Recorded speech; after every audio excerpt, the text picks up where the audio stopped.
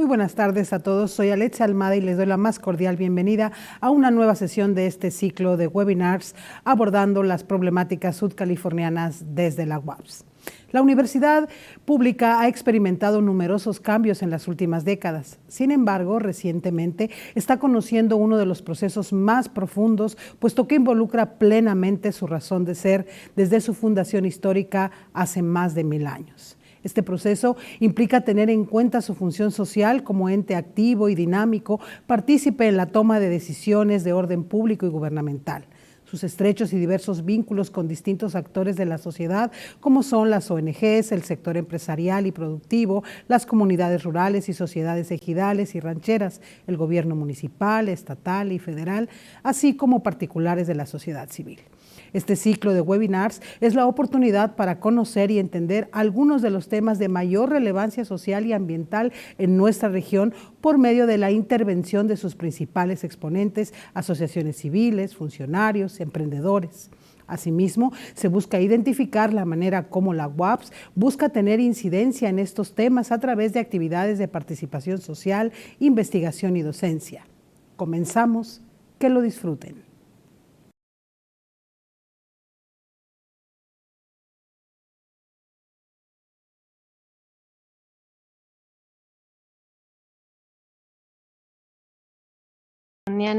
Desde la UAPS. El día de hoy estaremos platicando sobre la situación actual de agua en el estado de Baja California Sur, para lo que tenemos la participación de dos docentes de la Universidad Autónoma de Baja California Sur en el Departamento Académico de Ciencias de la Tierra. Y voy a comenzar presentando a la primera participante, la ingeniera Zulema Guadalupe Lazos Ramírez. Ella es ingeniera geóloga de la Facultad de Ingeniería de la UNAM, docente de la carrera en Gestión y Ciencias del Agua de nuestra universidad desde 2015. Con más de 15 años en el sector hídrico, tanto en la iniciativa privada, realizando proyectos y construcción de redes de agua potable y drenaje en la alcaldía de Tlalpan, Ciudad de México, y proyectos de facilidad de almacenamiento de agua en la localidad de Amecameca, Estado de México, entre otros, como en el sector público a partir de 2007.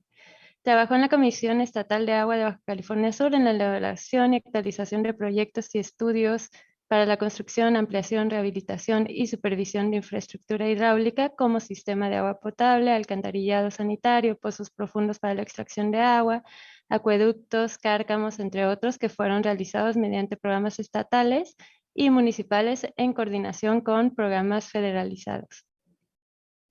De 2010 a 2021 trabajó en la Comisión Nacional de Agua en Baja California Sur en diferentes áreas como planeación, consejo de cuenca, agua potable y administración de agua.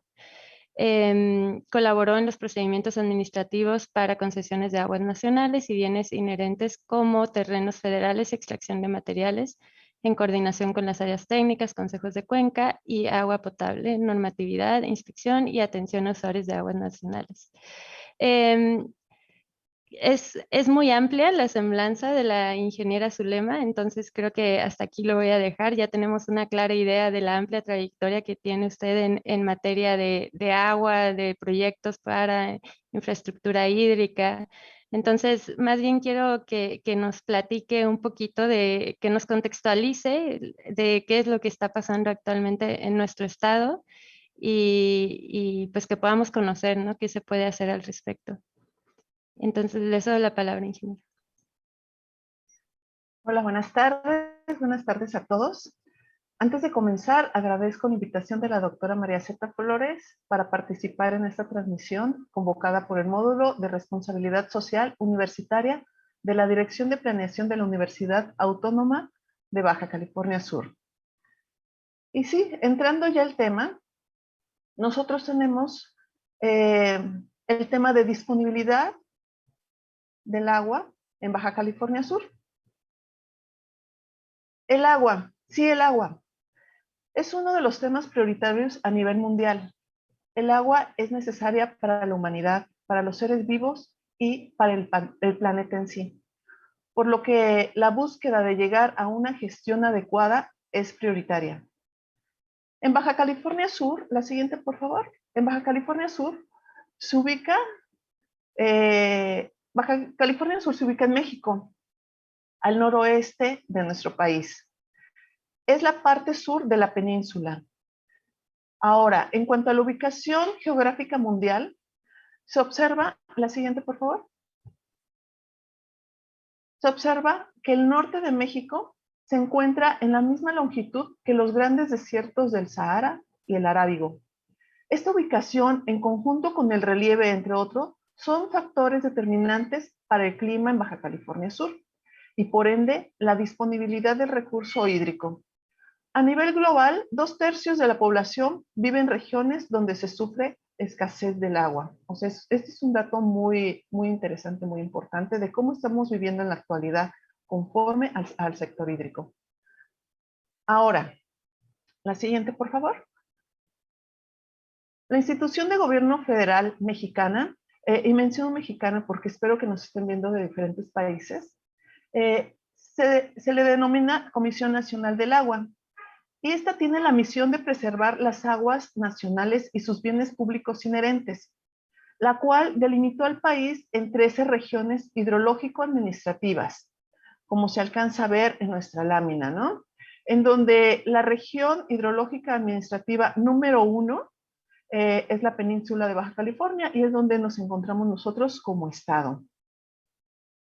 Considerando el agua de lluvia, se tiene que el agua disponible en las regiones hidrológico-administrativas del sureste, que es la parte azul que estamos viendo en la lámina, es 7 veces mayor que la disponible en el resto del país. Entonces aquí es donde vemos cómo cambia de una región a otra la disponibilidad del agua y cómo cambia de norte a sur nuestro país, ¿no? Es de observarse que la población es mayor en la parte norte del país, así como el Producto Interno Bruto. La siguiente, por favor.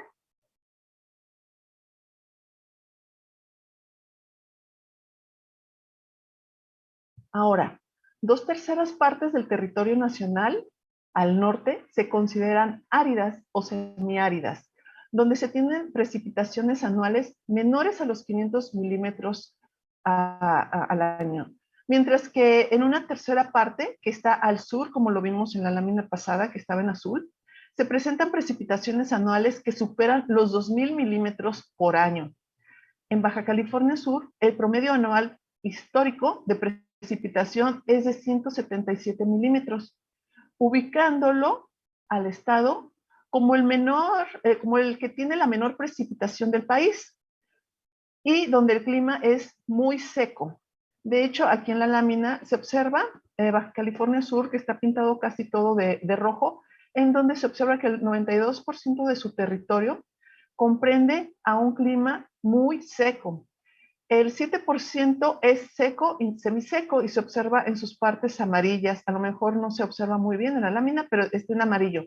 Y nada más el 1%, que es un clima templado húmedo, se observa en la parte de la Sierra de la Laguna, donde indica la flechita. Entonces, aquí vemos cómo son las condicionantes del clima en nuestro estado. También podemos checar si se hace una comparativa con la precipitación anual de Tabasco, estado de México que está al sur de nuestro país, el cual tiene una precipitación de 2,095 milímetros anuales. Eso es un contraste muy fuerte con lo que tiene Baja California Sur, que es de 177. Son casi 12 veces menor la precipitación en Baja California Sur que en Tabasco. Así son los contrastes en México. La siguiente, por favor. En Baja California Sur, la disponibilidad de agua está relacionada con la recurrencia de los huracanes. Muy bien lo conocemos, lo sabemos, lo hemos vivido. Así también como con la sequía, los cuales se han vuelto cada vez más extremos. Además de la crisis del agua, está relacionada con estos fenómenos climáticos extremos como inundaciones, hablando también de las sequías, que se ubican dentro de los primeros 5 riesgos globales en términos de impacto. Esto es según el Foro Económico Mundial en su informe de riesgo global del año 2021. Entonces son datos muy importantes que debemos estar contemplando para nuestro estado. La siguiente, por favor. Asimismo, El crecimiento poblacional que se presenta con un aumento en la población de las ciudades, lo cual vemos en La Paz, en Cabo San Lucas, San José del Cabo. En conjunto con la escasa disponibilidad de agua y la calidad de agua, son factores que cuando se conjugan generan una presión aún mayor sobre el recurso hídrico. Por ejemplo, aquí vemos en la gráfica de abajo, son datos del INEGI, que es el Instituto Nacional de Estadística y Geografía de nuestro país, en el cual se señala que en el año 2000, que tomé este año porque es el comienzo de la década de nacimiento de la mayoría de nuestros estudiantes que están ahorita activos en la UAPS, en este año se tenían 424,000 habitantes y para el año 2020 ya somos 798,000. Entonces, es un crecimiento muy acelerado.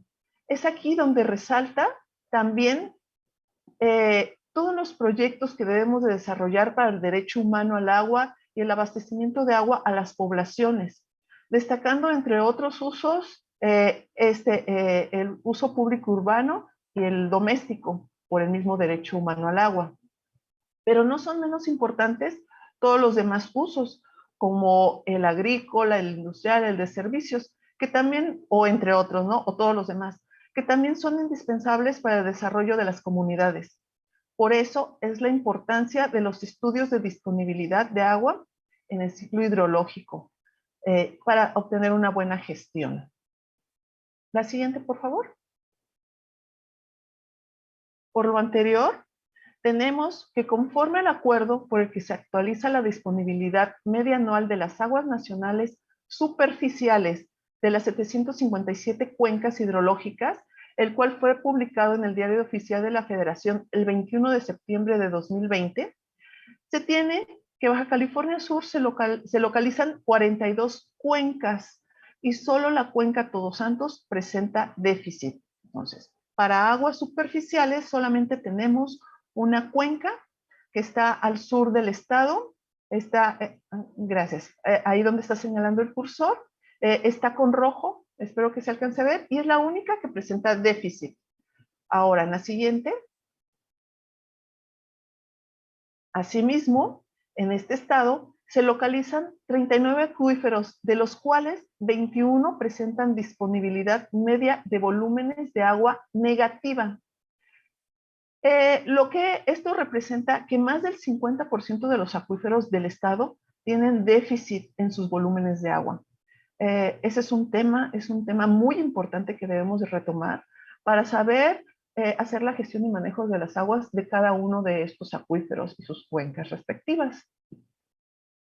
Esto también es un dato que se sacó del acuerdo por el que se actualiza la disponibilidad media anual de las aguas subterráneas de los 653 acuíferos de los Estados Unidos mexicanos y fue publicado en el Diario Oficial el 17 de septiembre de 2020. La siguiente, por favor. Entonces, estos datos pues sirven de base para hacer un análisis. Por ejemplo, el volumen medio anual de escurrimiento natural que está en dichos acuerdos que ya mencioné, conforme a la Conagua, es de 772 millones de metros cúbicos al año, donde lo estamos viendo. Entonces, si nosotros nos vamos a donde está el ojito en la parte baja, se ve que son 38 millones de metros cúbicos los que están concesionados para aguas superficiales. O sea, hay muy pocas concesiones con respecto al volumen que estamos estimando. En cambio, ahora, si nos vamos para la recarga total de agua en los acuíferos, que es de 459 millones, pues aquí los volúmenes concesionados, en la parte de abajo con un ojito en rojo, vemos que son de 386 millones, lo cual señala que cerca del 84% se encuentra concesionado para los diferentes usos, donde se observa que los acuíferos son la fuente principal de la extracción de agua para el uso y desarrollo del Estado. Esto es una parte muy importante, por lo cual la gran necesidad de la preservación de estos acuíferos. Hay que recordar que estos son datos globales del Estado. y que se tiene que realizar el manejo de aguas por cuenca de acuífero, dado que tenemos 21 acuíferos en déficit. Y también tenemos pues agua superficial limitada, ¿no? La siguiente, por favor.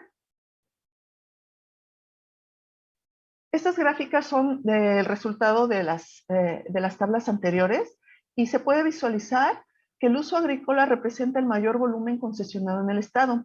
Todos estos datos son importantes para conocer cómo gestionar las cuencas y los acuíferos en el manejo de las aguas. Entonces, del lado izquierdo, pues vemos los volúmenes de aguas nacionales superficiales y también tenemos la gráfica de los volúmenes de agua subterráneas por uso. La siguiente, por favor. Ahora, dentro de los retos para aprovechar mejor el capital hídrico del Estado, derivado del análisis de disponibilidad de agua, se tiene la eficiencia en el uso de agua, particularmente el uso agrícola, que es el de mayor porcentaje de agua. Entonces, hay que establecer muchísima eficiencia en él, ¿no? También tenemos que tener eficiencia en las redes de distribución de agua, atender los problemas de calidad de agua, etcétera, ¿no? El agua se encuentra en el centro de desarrollo social, económico, ambiental, y que también forma parte de nuestra supervivencia, o sea, y supervivencia de la vida, de la humanidad y hasta del mismo planeta. Entonces, esa es la clave del desarrollo sostenible si nosotros nos abocamos a ella. El agua es un recurso limitado e insustituible, por lo que, siendo la clave del bienestar humano, es primordial pues gestionarlo bien.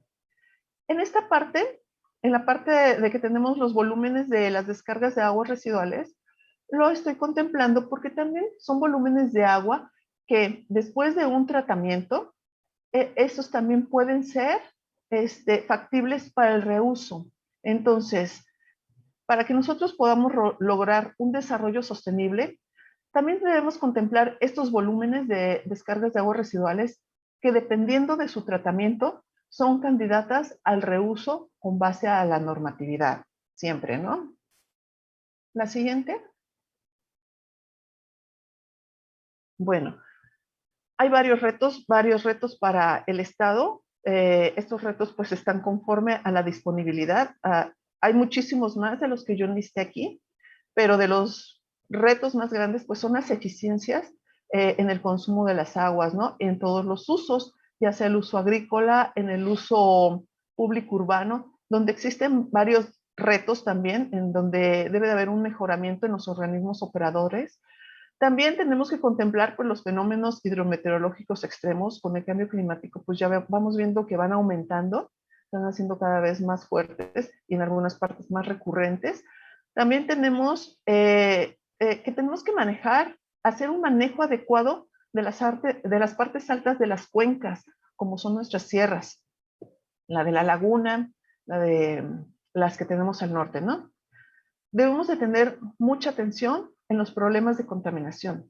La calidad del agua también es un factor importante para su disponibilidad, para el consumo o para el uso en cualquier desarrollo.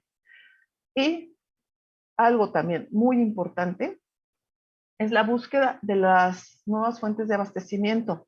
Estamos viendo que nuestros acuíferos pues están muy deteriorados. Entonces hay que hacer una búsqueda de fuentes de abastecimiento donde tengamos oportunidad de obtener mayor disponibilidad de agua, más que nada para el derecho humano al agua, ¿no? Y para el desarrollo del Estado. Y una parte que siempre se debe de estar trabajando en conjunto con todos los retos que tengamos, aparte de los enlistados que tenemos aquí, los muchos más que existen, es la cultura del agua. La cultura del agua es una parte muy importante para el manejo de la cuenca, en donde esta cultura del agua pues vaya para todos los sectores, ¿no? Vaya para toda la población también. Entonces, la siguiente es, no, disculpa. Entonces, pues más que nada, es por eso que la importancia del agua en todos los sectores, en todas nuestras vidas, es relevante.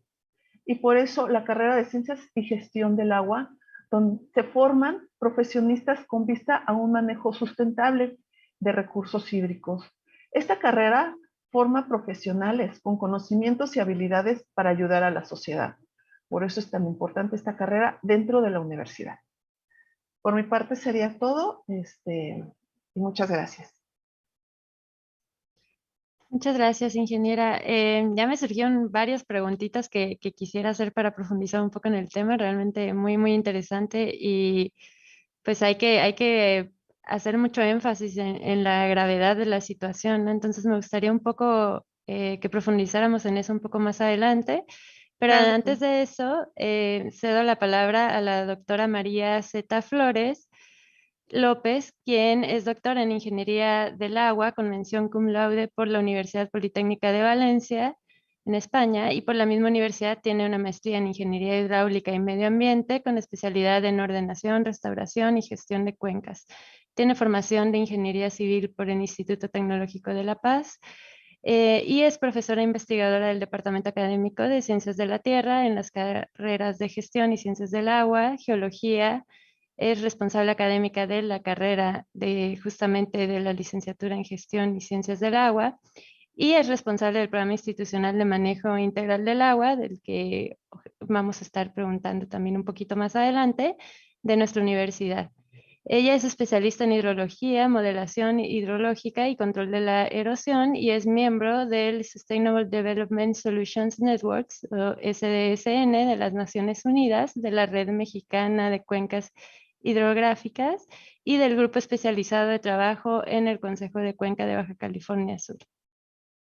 Cuenta con publicaciones, direcciones de tesis, participaciones como conferencista magistral en congresos internacionales y ponente en foros y congresos tanto en México como en el extranjero. Sus líneas de investigación comprenden el estudio de la hidrología superficial y subterránea, su relación con el manejo integral de la cuenca, la gestión de acuíferos y el ordenamiento de los territorios. Y como ella misma siempre nos comenta, pues su pasión es el estudio del agua justamente y por eso es que el día de hoy está con nosotros platicándonos de este tema también. Entonces, muchas gracias, doctora. Adelante. No, muchas gracias a todos ustedes, principalmente a ti, la doctora Deneb, por la invitación. También agradecer de manera muy particular a mi antecesora, la ingeniera Zulema Lazos, por tan brillante participación. Y si me permiten, pues voy a continuar con esta sección que, como bien lo indicó la ingeniera Zulema, el tema de esta ponencia es la disponibilidad del agua en nuestro estado. Ella enmarcó de manera muy contundente los datos y cifras que, como mencionaba también la doctora Deneb, son alarmantes y son preocupantes. Y tal vez esta sección de la ponencia se va a tratar muchísimo más a esos retos, ¿no? Esas posibles sinergias que nosotros podemos tener con otros sectores para la resolución de la crisis hídrica que tenemos. Aquí hay un tema interesante con el cual me gustaría iniciar para toda la audiencia que me está escuchando y es de dónde proviene el agua en Baja California Sur. Nosotros desde que somos muy pequeños, tal vez en la primaria, nos enseñan que existe un ciclo hidrológico. Y es verdad, el ciclo hidrológico allí está, se mantiene, todos los días está presente y se está reformulando. Y el ciclo hidrológico tiene una variable imprescindible por la cual entra o es el insumo principal de agua a todo el sistema. ¿Cuál es esa variable a la que me refiero? La lluvia, la precipitación. Entonces, nosotros aquí en Baja California Sur estamos muy sujetos a la lluvia que recibimos de manera natural por condiciones atmosféricas, condiciones de formación de ciclones tropicales, sistemas convectivos, etc. Bien, aquí traigo algunas cifras que pueden ser de interés para el público. En Baja California Sur, el 70% de la lluvia suele caer en verano, pero eso no significa que toda la lluvia nada más la recibimos en los meses de julio, agosto y tal. También solemos tener lluvia invernal, ¿de acuerdo? Es decir, en los meses de noviembre y diciembre, aún en menor cantidad y en menores tasas, también tenemos acumulados de lluvia. Hay una cifra interesante que es que el 50 al 80% de la lluvia ciclónica desemboca al mar. ¿Qué significa esto? Que no la retenemos de manera previa, como se mencionó en la ponencia pasada, tanto en las partes altas de nuestras cuencas como en las partes medias.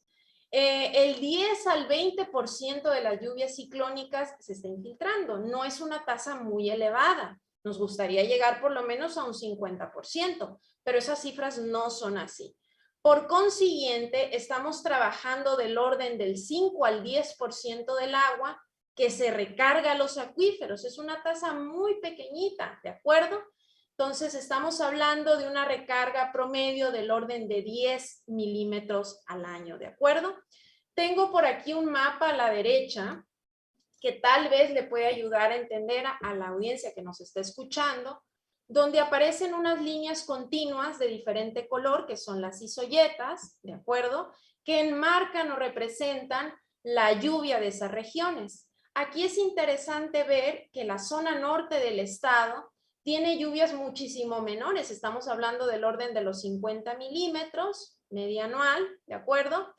En contraposición tal vez con una isoyeta que está más en la parte central e incluso llega aquí al propio municipio de La Paz entre 120 y 180 milímetros y una isoyeta con una tasa mayor para lo que sería la zona serrana del sur del estado, que sería la Sierra de la Laguna, que bueno, tiene otro tipo de clima y otro régimen pluviométrico, ¿de acuerdo? ¿Cómo se mide la lluvia y los caudales? Es decir, para nosotros poder saber qué disponibilidad del agua tenemos en nuestro estado, es indispensable monitorear y registrar esa lluvia. ¿Por qué? Porque es nuestro principal insumo al sistema. Entonces, si yo no registro, si yo no mido, si no conozco, es muy difícil que se pueda gestionar a posteriori el recurso hídrico. ¿Por qué? Porque va a haber imprecisiones e incertidumbres que no se van a poder resolver. ¿Cómo se mide la lluvia? Bueno, de manera oficial y normalizada, se miden a través de las estaciones climatológicas que están dispuestas por el Servicio Meteorológico Nacional, que está a cargo de la propia Comisión Nacional del Agua, ¿no? Allí se recaban datos diarios de diferentes tipos de variables climatológicas, lluvia, temperatura, entre otros. Sí que es verdad que existen en Baja California Sur una red de estaciones de manera oficial instaladas por el servicio, pero no son suficientes. La densidad tal vez podría ser muchísimo mejor, sobre todo incluso en las zonas altas, en las zonas serranas, donde de manera más frecuente la lluvia incide de manera recurrente, ¿no? Hay un punto muy interesante para el tema de la gestión del agua, y es que desconocemos de manera concreta y particular cuáles son los caudales en nuestros arroyos, es decir, ese volumen de agua que pasa en el tiempo en nuestros arroyos, no los estamos monitoreando y es un dato que a mí me sorprende. No existe de manera oficial ninguna estación de aforo hidrométrica en toda la península, incluso en nuestro vecino del norte, en Baja California.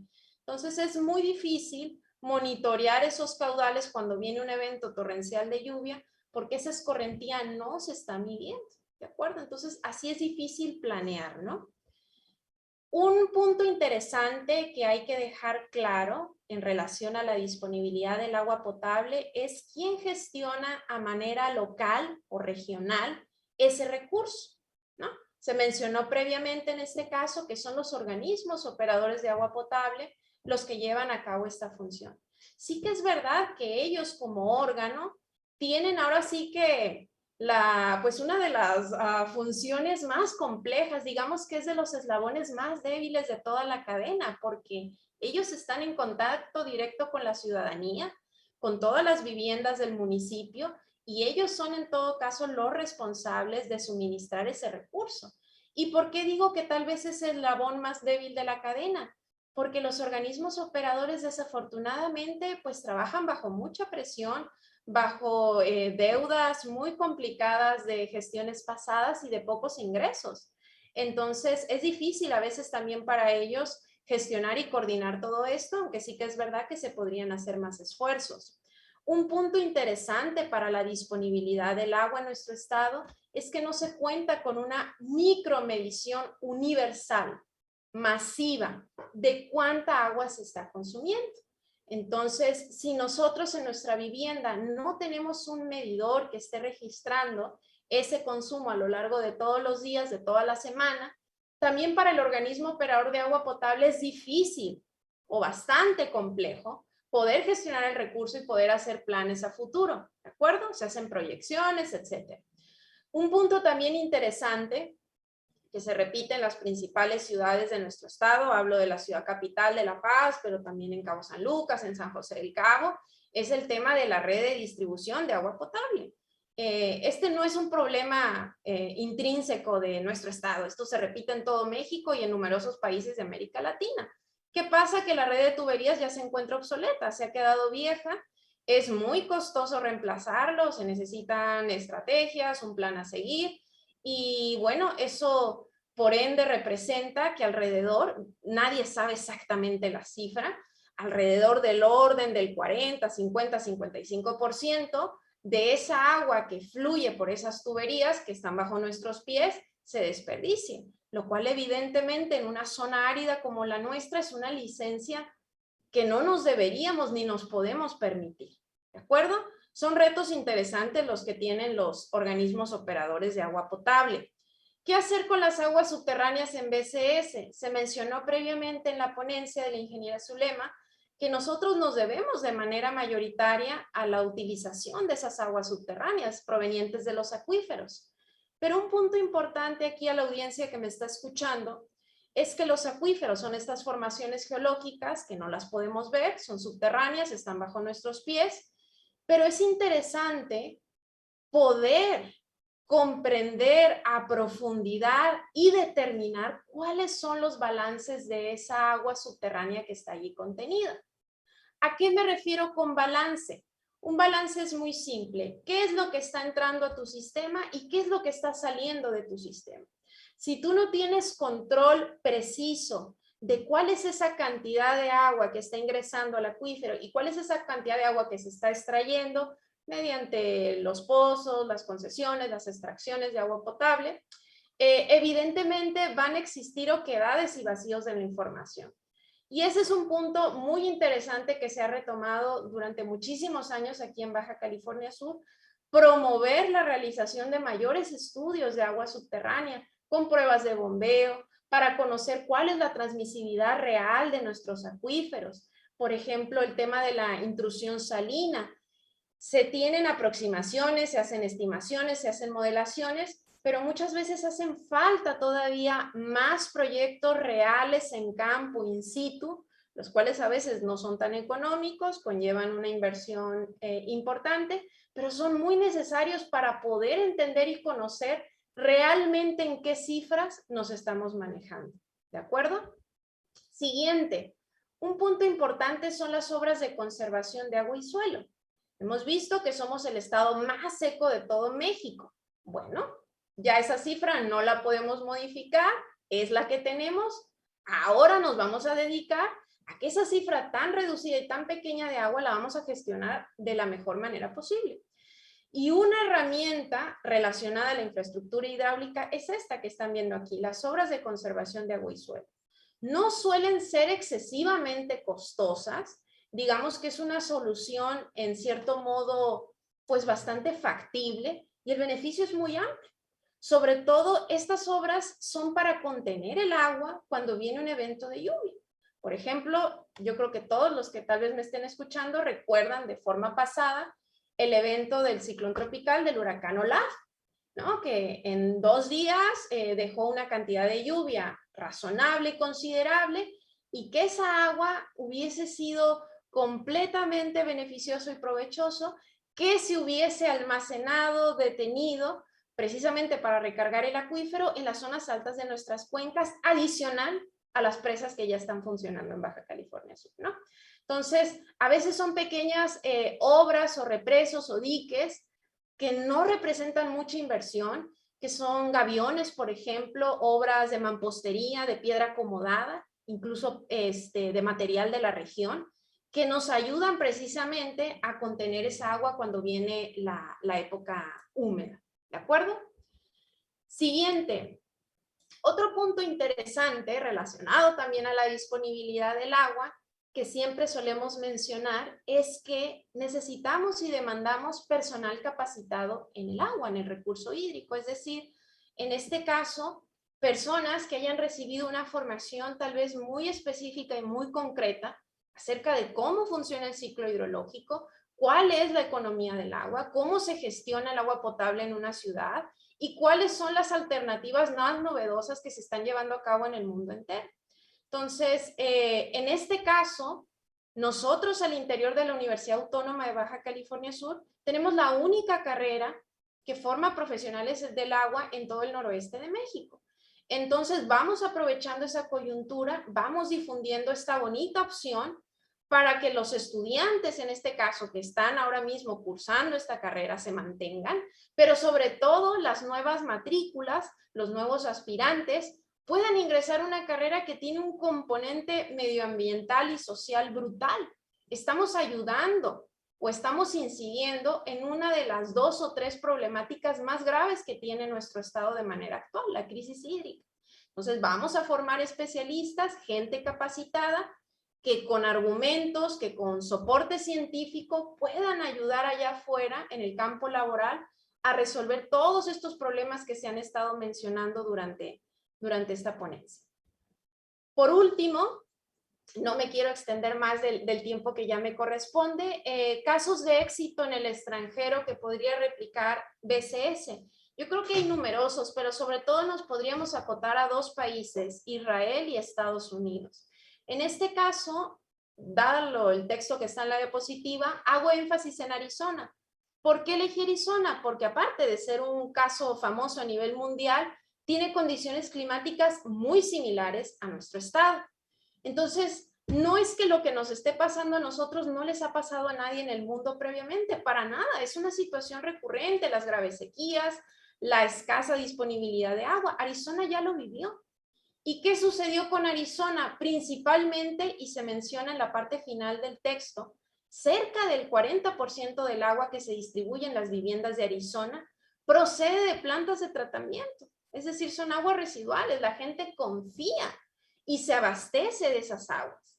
¿Cuándo podremos llegar nosotros tal vez a una cifra, si no similar, al menos parecida? ¿Y qué significa también? Que ellos están recargando los acuíferos de manera artificial. Es decir, esa es una técnica novedosa que se está utilizando en amplias partes del mundo, también en Chile, por ejemplo, que los acuíferos que se encuentran en estado de déficit, sobreexplotación, se les recarga de manera artificial o externa toda esa agua que precisamente pues tiene déficit o tiene vacío, ¿de acuerdo? Entonces, de alguna u otra manera, el ejemplo de Arizona en Estados Unidos nos puede dar una pauta de cómo es importante hacer una buena planeación y programación del recurso hídrico que vas a tener disponible. Ellos están trabajando de aquí a 80 a 100 años. Entonces, ahora mismo en 2021 están resolviendo problemas que podrían venir de aquí a 100 años. Y ese es un muy buen punto, planear a largo plazo. Y eso nos va a permitir podernos desenvolver mejor en un panorama tan grave de carestía hídrica como lo vive nuestro estado. ¿De acuerdo? Y con esto concluyo la participación también de la ingeniera Zulema Lazos y de una servidora. Allí tienen los datos de contacto por si desean, pues eso, enviar un correo electrónico, redes sociales. Y en la parte inferior, la página web de la carrera en Gestión y Ciencias del Agua, para toda la gente que nos está escuchando. Si quiere darse una vuelta, cuáles son los contenidos de esta carrera, ahí nos pueden visitar. Y pues por mi parte sería todo. Muchas gracias. Muchas gracias, doctora. Están llegando varias preguntas del público y yo también tengo varias que me gustaría hacer por ahí. Pero me gustaría pues empezar, si nos pueden comentar un poco de realmente qué tan grave es la situación que tenemos ahorita en Baja California Sur, ¿no? En emisiones anteriores de este ciclo de webinars que eran en torno al tema del agua, se hablaba de un artículo que se publicó que decía que La Paz y Los Cabos pueden ser de los primeros municipios en América Latina a llegar al día cero, ¿no? ¿Qué significa esto? Si realmente podemos visualizar este día cero próximamente, qué tan próximamente, o qué tan mal estamos, pues básicamente es lo que me gustaría que me pudieran responder. No sé, ingeniera Zulema, tal vez si puede empezar usted, tal vez. Yo le procedo. Sí. Ok. Sí, este tema es muy importante. Se ha manifestado a nivel mundial esta problemática que tenemos en el estado. Ya vimos las condicionantes que tenemos también de clima y características geográficas, como relieve y calidad del agua, ¿no? Y sí se contempla que se puede llegar a un día cero para las ciudades, pero vamos a poner como el ejemplo que se tenía para la denominación de la ciudad del Cabo en Sudáfrica, en donde también se está especificando que iba a llegar a su día cero y empezaban ya a contar los días. ¿Qué pasó con esta ciudad? Pues lo mejor que pudo haber pasado, hacer un manejo de aguas, el cual no han llegado hasta el día al día cero.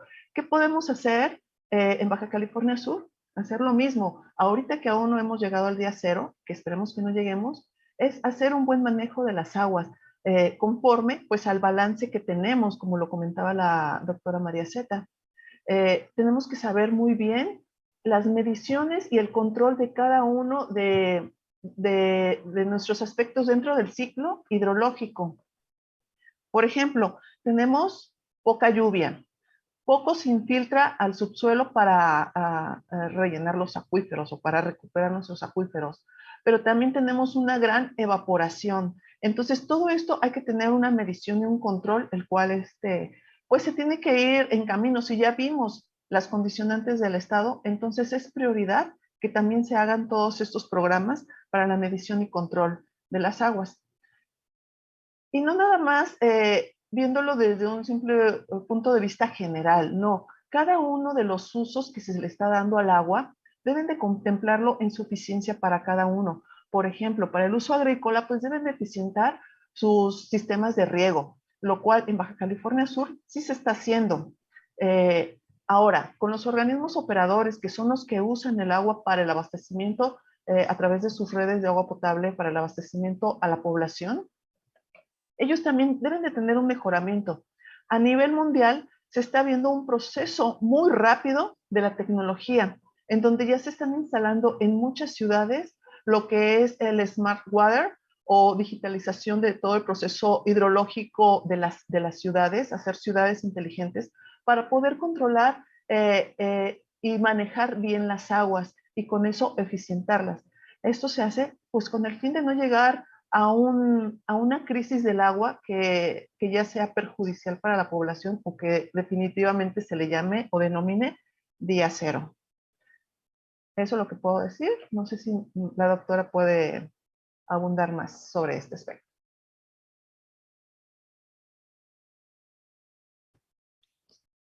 Muy bien, muchas gracias, ingeniera. Entonces pasamos a la siguiente pregunta.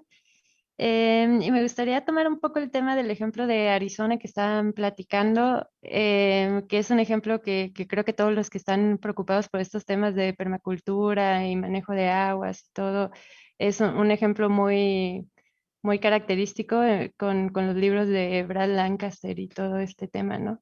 Si el manejo de las aguas residuales se hace de manera doméstica o es una iniciativa del gobierno que pusieron plantas de tratamiento de aguas o cada quien en su casa implementaron sistemas de reuso de aguas o más o menos cómo funciona eso allá o que podría funcionar a nosotros para tratar de replicar ese ejemplo de Arizona. Si es realmente algo que el gobierno tiene que implementar o que a nivel comunidad, casa, nosotros podríamos estar haciendo o deberíamos estar haciendo para llegar a tener ese éxito que tuvieron ellos.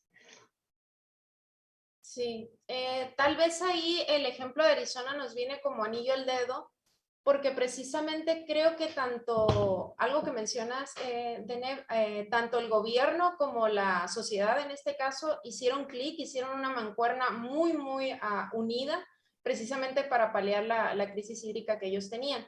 En este caso, el gobierno de manera muy contundente y muy robusta y muy concreta apoyó con inversiones enormes, me refiero a inversiones de capital enormes, muy grandes, precisamente para poder hacer canalizaciones, proyectos de recarga artificial acuíferos y sobre todo el tema del reuso del agua, ¿no? El recycling water, que para ellos realmente eso se convirtió en la norma, ¿no? Es decir, poder consumir agua procedente de una PETAR, de una planta de tratamiento, para ellos, para los ciudadanos de Arizona, es algo normal, es algo común. Sí que es verdad que hay un componente de NEP también interesante en Estados Unidos, en el estado de Arizona, que es el componente empresarial. Es decir, ciertas empresas y cierto sector empresarial también se unió o se alió con el gobierno precisamente para inyectar inversión a toda esta infraestructura y a todas estas estrategias que se iban a plantear. No hay otra manera de, ahora sí que combatir la crisis hídrica, si no es que gobierno, sociedad y los diversos sectores se unan. Porque si gobierno va por un lado, sociedad va por otro, cada quien lleva actuaciones diferentes, no se va a llevar a ningún buen puerto, ¿no? Y otro punto también de Arizona que rescato, de hecho, de un seminario que nos vinieron a dar aquí en la carrera de Gestión y Ciencias del Agua, de un doctor que justamente es profesor ahí en la Universidad de Arizona, un hidrólogo. Él mencionaba un dato súper interesante. Aquí para cada cuenca hay un hidrólogo. O sea, cada cuenca tiene su hidrólogo, tiene su experto.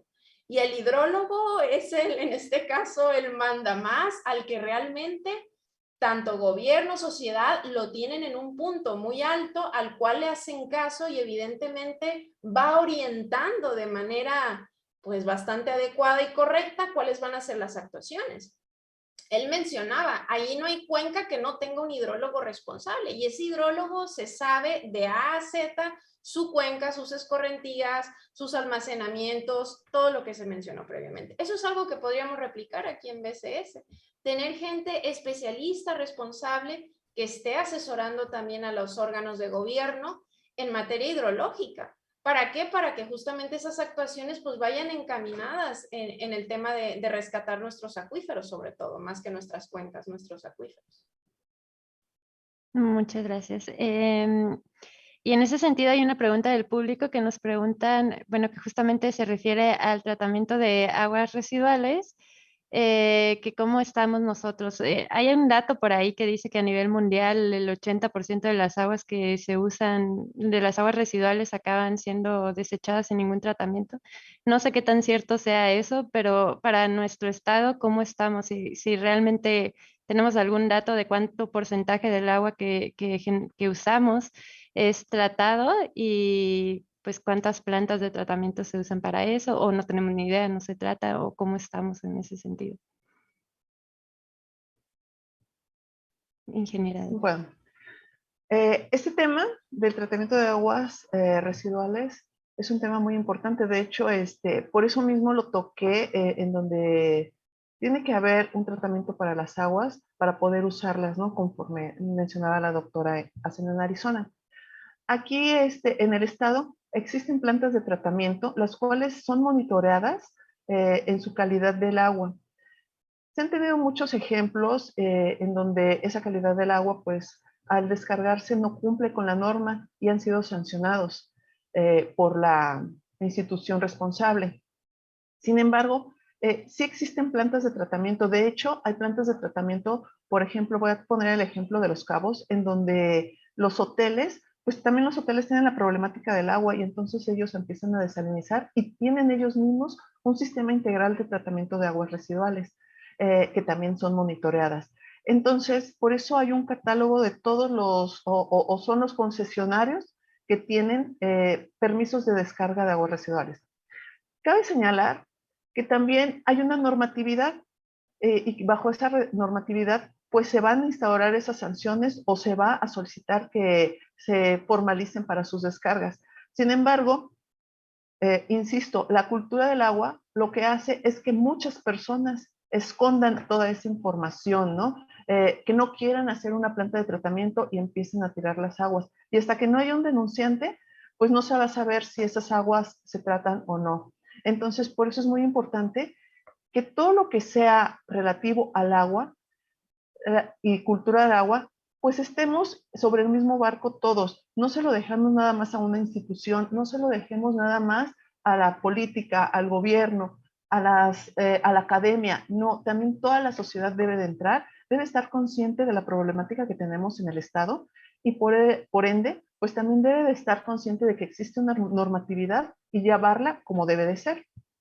Entonces, el número de plantas de tratamiento, no tengo el número específico, pero sí existen. Por ejemplo, aquí en Baja California Sur, en la ciudad de La Paz, pues se hizo una planta de tratamiento adecuada para el crecimiento poblacional que se está dando en la ciudad, ¿no? Que es la ciudad capital. Es una planta de tratamiento que es muy grande, la cual trata sus aguas para llevarlas a un vaso en donde 2 ejidos agarran aguas de ahí para el consumo agrícola, para el uso agrícola. Entonces, ahí se está como reusando el agua. Entonces, sí hay proyectos de plantas de tratamiento, pero también hay proyectos para el reuso de aguas, de cual deberíamos de ver como comunidad, checar si cada una de los tratamientos de aguas residuales que se les da también se puede utilizar para el reuso, ¿no?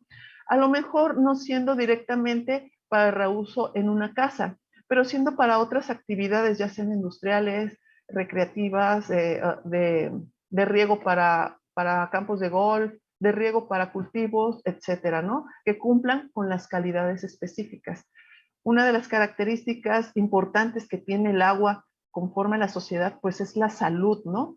La salud es un indicativo muy importante, el cual ya vimos ahorita con esta pandemia, ¿no? Con el COVID, en donde el agua debe de tener una calidad excelente para que no nos estemos contagiando. Entonces, la salud va de la mano con la buena calidad del agua. Entonces, el tema de tratamiento de agua es un tema muy extenso, un tema que sí se tiene que puntualizar por cada una de las cuencas que tenemos. Y de hecho, así como menciona la doctora María Zeta, en Estados Unidos, pues tienen otra forma de actuar, tienen un hidrólogo para cada cuenca. Aquí en México, la Ley de Aguas Nacionales contempla que para cada cuenca o acuífero se pueden hacer comités de participación ciudadana que van a estar relacionados con el gobierno del estado y con todas las instituciones que tienen que ver con el sector hídrico. Sin embargo, aquí en Baja California Sur son muy pocos estos comités y de hecho debe de haber un consejo de cuenca que lleva todos esos comités. Hay un consejo de cuenca el cual trabaja con estos pocos comités que se tienen dentro del estado, pero si hay una participación mayoritaria de toda la población, de quién vive en cada cuenca y levantan la mano, yo creo que podríamos hacer mucho más por este estado en conjunto. Digo podemos porque todos nos tenemos que involucrar y entonces poder actuar de la mejor manera, pues para no tener una escasez de agua tan crítica y más en las cuencas especialmente tienen las ciudades principales del estado. Gracias. Muchas gracias, ingeniera. Pues se nos está terminando el tiempo, entonces nada más me gustaría pues cerrar el tema con una pregunta pues dirigida a ambas, que sería pues ¿qué puede hacer uno como ciudadano para aportar pues a esta problemática, a la solución de esta problemática, ¿no?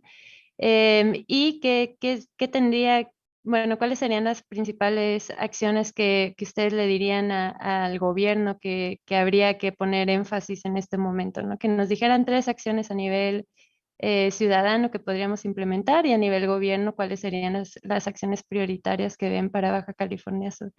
No sé si quién quiere abordar cuál de las dos y ya con eso nos despediríamos.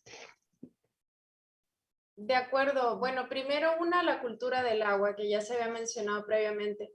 Tal vez hacer un mayor énfasis en la cultura del agua, sobre todo en nuestros niños y en nuestros jóvenes, ¿no? ¿Por qué? Porque esas generaciones que ahora mismo se están formando, están creciendo de aquí a 30, 40 años, van a ser los que van a tener o se van a enfrentar a la problemática hídrica subcaliforniana y tal vez pues van a adolecer de herramientas o técnicas para solucionarlas. Entonces a ellos es a los que en nivel primaria, en nivel secundaria, mediante sus clases, proyectos, etcétera, se les debería inculcar de manera muy directa la conservación del recurso hídrico. Por ejemplo, el tema de los pastos. No es posible que nosotros tengamos pastos en Baja California Sur, que estemos regando pastos. Es inaudito, no es posible que se esté desperdiciando el agua, por ejemplo, con las duchas, con los baños muy, muy largos, con sanitarios que no ahorran agua. Es decir, son actuaciones muy, muy pequeñas de NEP que podemos hacer cada uno en casa, pero son esas nuevas generaciones que tal vez ya traen otra mentalidad, otro chip en el